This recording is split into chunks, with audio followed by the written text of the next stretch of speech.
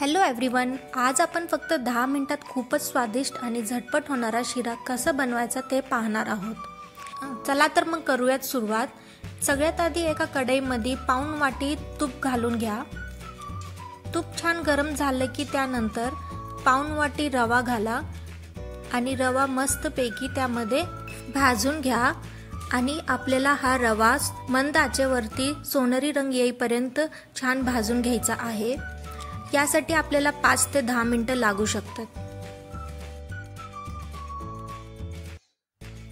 मित्रांनो, आपलं चॅनल नवीन आहे तर असंच लाईक, शेअर आणि सबस्क्राइब करत राहा आणि मला नक्कीच सपोर्ट करा।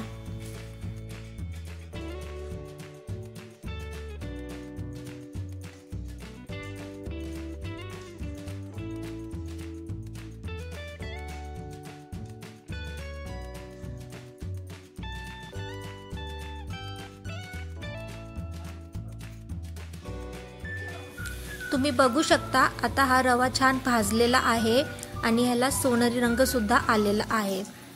तर यामध्ये मी आता ड्रायफ्रुट्स घालणार आहे। तुम्ही तुमच्या आवडीचे कोणतेही ड्रायफ्रुट्स घालू शकता। मी इथे काजू, बदाम आणि मनुके घातलेले आहेत। हे ड्रायफ्रूट छान भाजून घ्यायचेत आपण आणि त्यानंतर आपण गरम दूध घालणार आहोत ह्याच्यात। तुम्ही दूध मलाई सोबत सुद्धा घालू शकता। मी इथे 1 वाटी दूध घेतलेलं आहे आणि दूध घालून ह्याला छानपैकी मिक्स करून घ्यायचे आणि लम्स येऊन द्यायचे नाहीत। इथे रवा जोपर्यंत दूध शोषून घेत नाही तोपर्यंत आपण असंच मिक्स करून घेणार आहोत।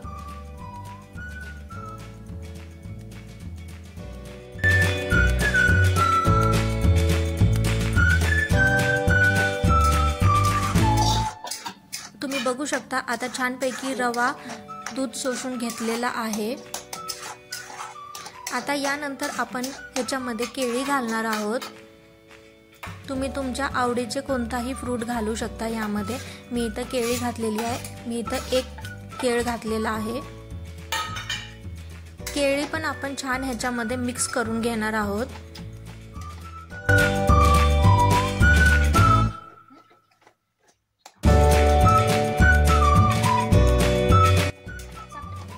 आणि आता सगळ्यात शेवटी आपण ह्याच्यामध्ये पाऊण वाटी साखर घालणार आहोत आणि साखर घालून ह्याला पुन्हा आपण मिक्स करून घेणार आहोत।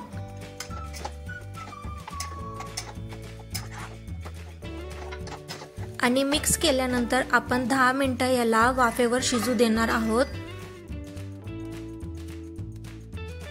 आणि 10 मिनिटांनंतर आपण बघू शकतो छान मऊ शिरा झालेला आहे। आपण हा शिरा प्रसादासाठी सुद्धा वापरू शकतो। तुम्हाला शिरा आवडला असल्यास लाईक, शेअर आणि सबस्क्राइब करायला अजिबात विसरू नका।